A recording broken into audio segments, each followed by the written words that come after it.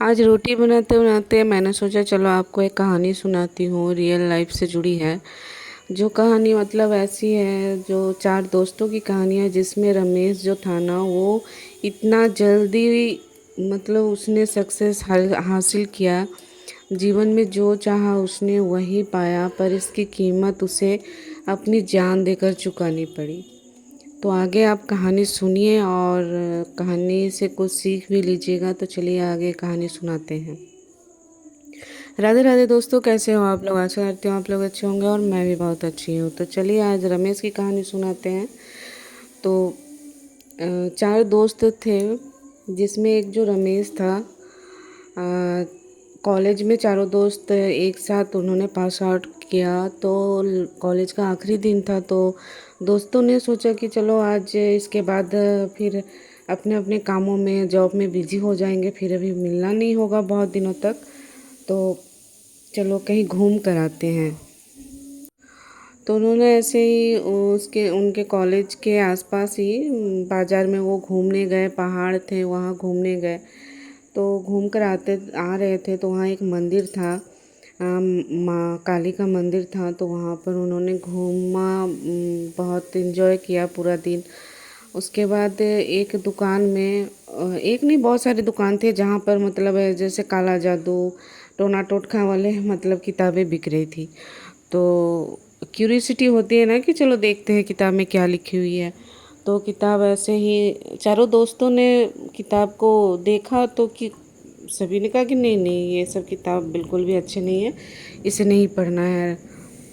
लेकिन रमेश को बहुत इंटरेस्ट था, उसे बहुत ज़्यादा इंटरेस्ट था। तो उसने कहा कि मैं इसे पढ़ूंगा। तो बाकी तीनों दोस्तों ने मना किया कि देख रमेश, ये सब पचड़ों में मत पढ़, ये किताबें वगैरह बिल्कुल अच्छी नहीं होती है, तो इसको मत पढ़ना। तो बोला ठीक है ठीक है। उसके पास उसने कह दिया ठीक है, लेकिन उसने एक किताब खरीद के अपने बैग में रख लिया था, जो जिसकी जानकारी वो तीनों दोस्तों को नहीं थी।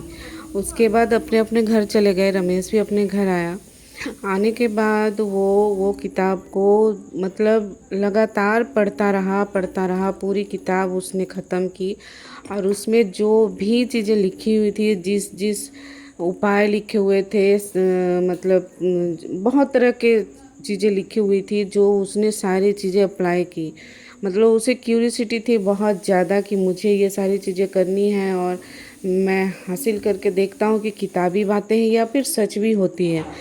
तो इस वजह से उसने वो सारी चीज़ें की और मतलब की, और उसे सक्सेस भी मिला। मिलने के बाद सक्सेस क्या थी कि उसने जो चाहा वही पाया। उसने एक सिद्धि प्राप्त कर ली, उस किताब में जो लिखी हुई थी उसी तरह से उसने सारी चीज़ें की और उसने एक सिद्धि प्राप्त कर ली। तो उसके साथ एक बोलते हैं कि जिन जो है ना, वो जिन को उसने वश में कर लिया था। और वो जिन जो थी वो औरत थी, और वो उसने शर्त रखा हुआ था कि मैं मतलब तुम जो चाहोगे मैं तो वो दूंगी, लेकिन शर्तें कि मुझे जो जब जब जो चाहिए था वो भी तुम्हें मुझे देना पड़ेगा। तो इस वजह से उसने मान लिया कि चलो ये भी आजमा कर देखते हैं। तो उसने चाहा कि मुझे करोड़ों रुपए चाहिए, तो उसके पास करोड़ों रुपए भी आ गए। उसने बहुत बड़ा मार्केट, अपने मतलब बिजनेस उसने स्टार्ट किया, जहाँ पर करोड़ों रुपए के परफ्यूम वो बेच रहा था। पूरी बिल्डिंग मतलब 6-7 मंजिला बिल्डिंग था, जिसमें सारे बिल्डिंग में उसका खुद का शॉप था, और हर दिन की उसकी कमाई करोड़ों में होने लगी। और वो भी अपने घर में एक लौता बेटा था, तो अपना घर भी बहुत बड़ा आलीशान उसने बना लिया। तो अच्छा ही चल रहा था, कोई प्रॉब्लम नहीं थी, चल रही थी बस। बाकी जो तीनों दोस्त थे, तो तीनों दोस्तों ने, वो तीनों जॉब कर रहे थे, उसे कंपनी में जॉब मिल गई थी। तो तीनों दोस्तों ने अपने में बाज़ार में एक बार वो तीनों की मुलाकात हो गई।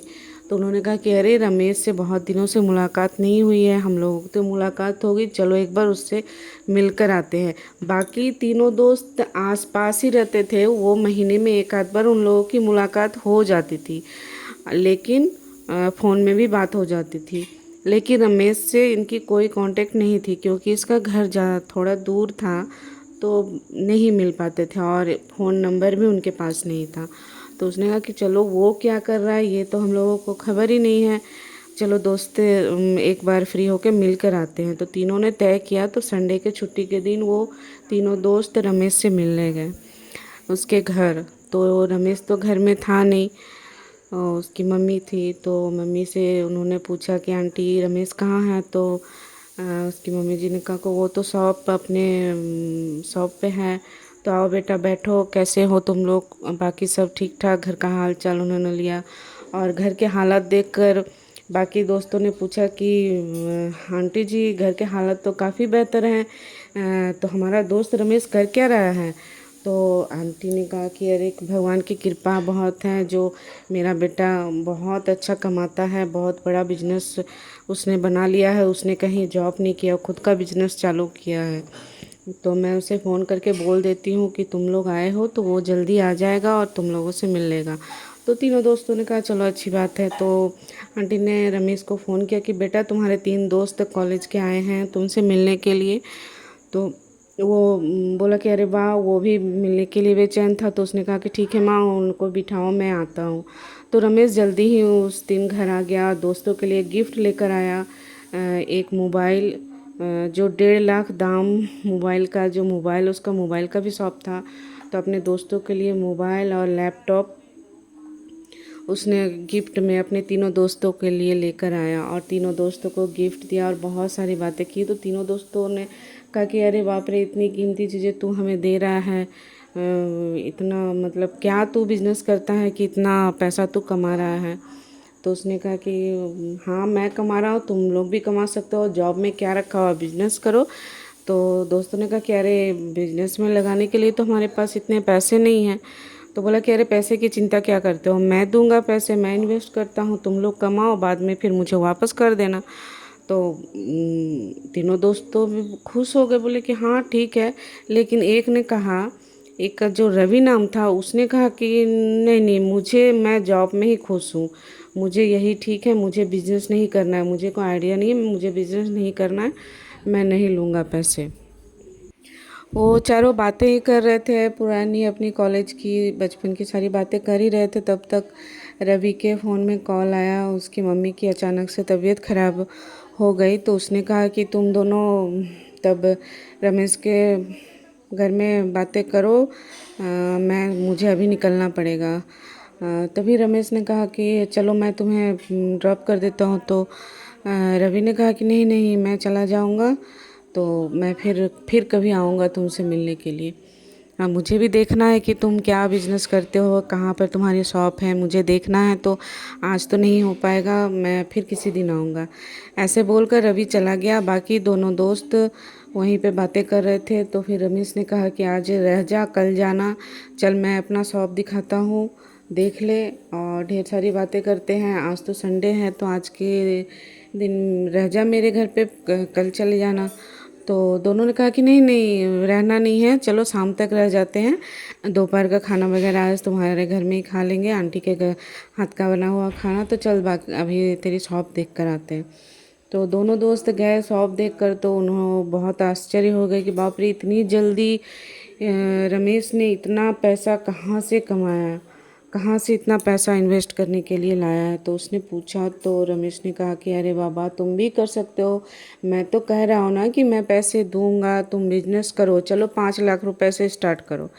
तो उसने तभी तुरंत ही दोनों दोस्तों को उसने 5-5 लाख रुपए दे दिए और कहा कि मैं तुम्हें सारी चीज़ें मतलब गाइड करूँगा, तुम बिजनेस करो। तो फिलहाल मोबाइल का बिजनेस तुम कर सकते हो, 5 लाख रुपए से स्टार्ट करो, जब तुम कमा लोगे, तुम्हारे पास ढेर सारे पैसे आ जाएंगे, तब मुझे तुम वापस कर देना, उसमें क्या प्रॉब्लम है, और भी पैसे की ज़रूरत होगी तो मैं दूंगा, कोई दिक्कत वाली बात नहीं है।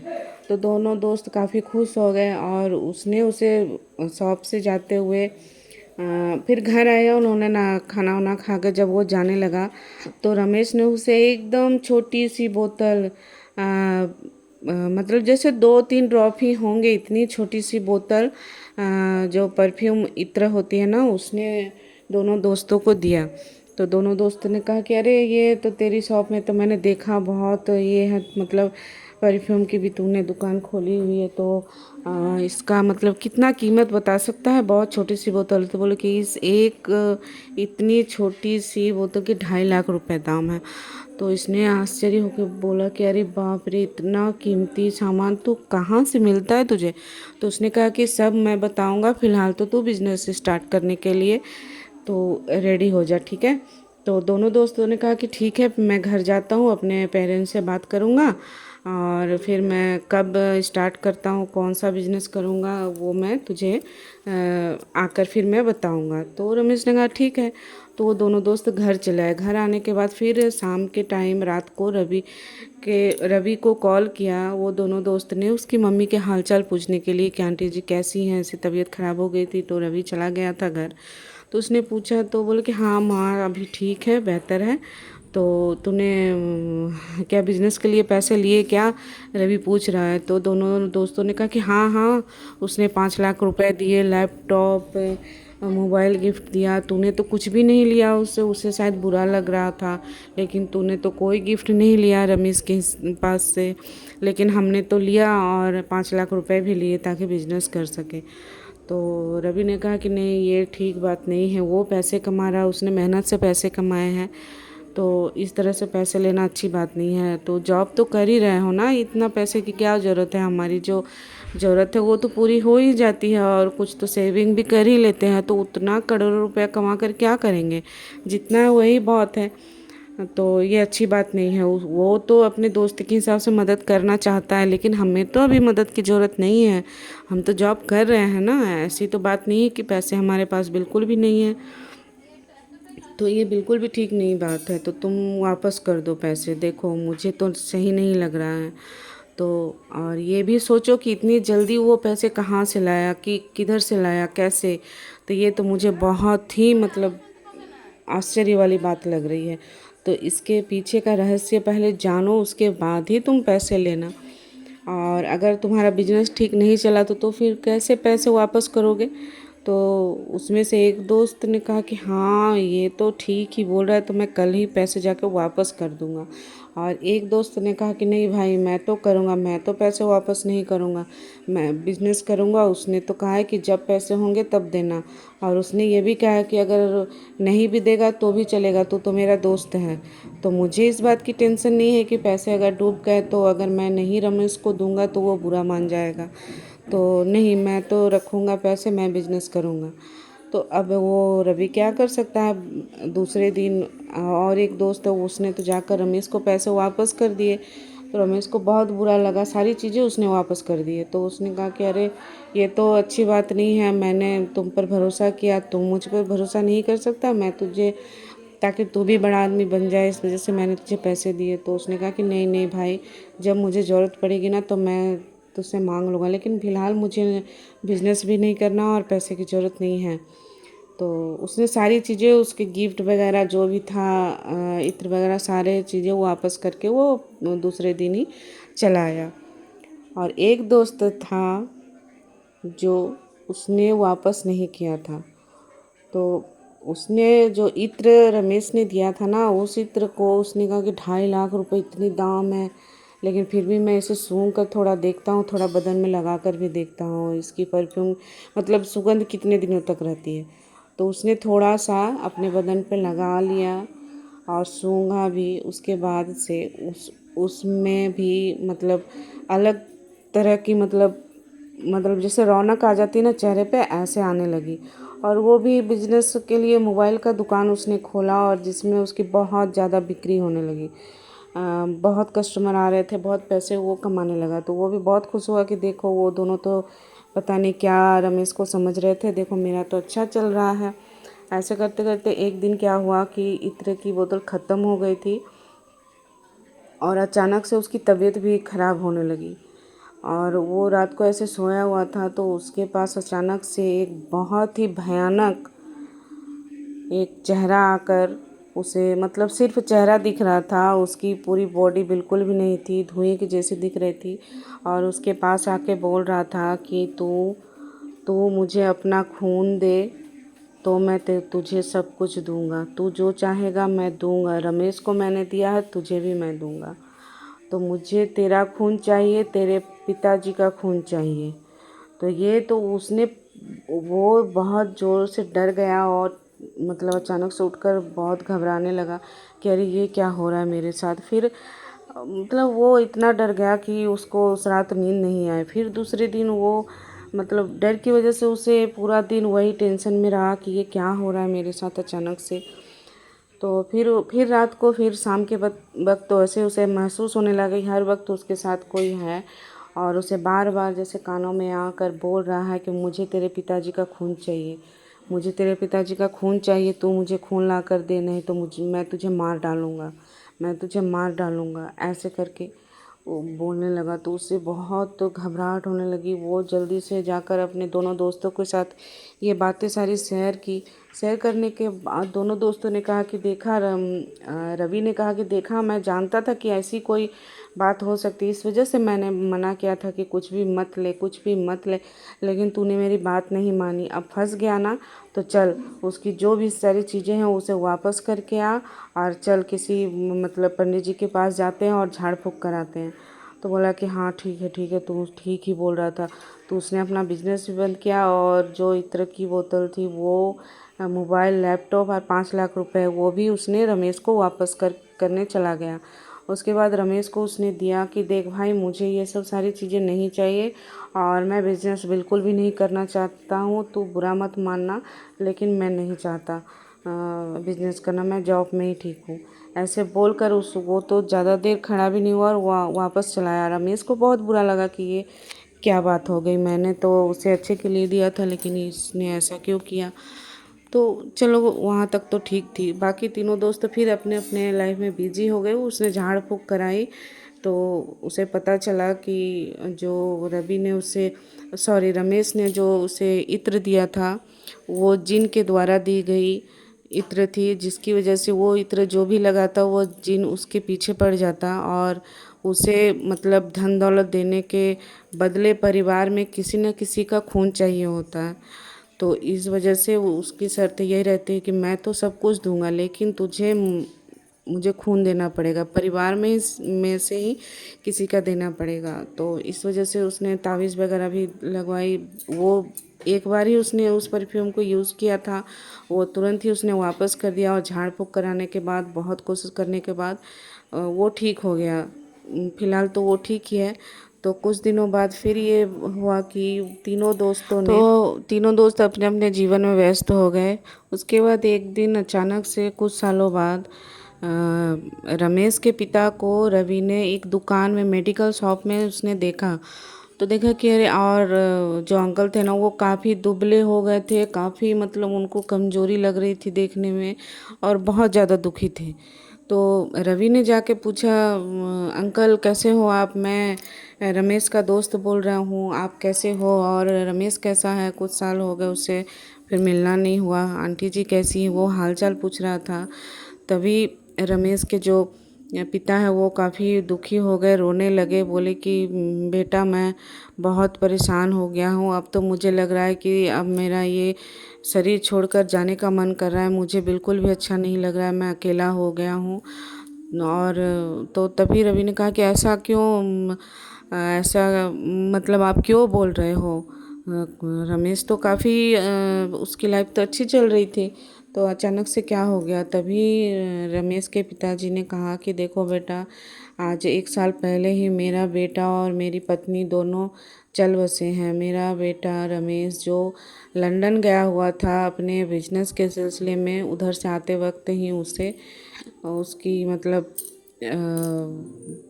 एक्सीडेंट हो गया जिससे वो ख़त्म हो रवि गया, को वो वो रहा नहीं। रमेश के और पिताजी उसकी कह माँ रहे हैं कि बहुत बड़ी कहानी है बाबू, जो शॉर्टकट में जो चाहते हैं ना कि मैं बड़ा आदमी बन जाऊँ, बहुत पैसे आ जाएं, तो इसकी बहुत बड़ी कीमत चुकानी पड़ी है मेरे बच्चे को, और मैं भी बहुत ही जल्द इस दुनिया से चला जाऊंगा।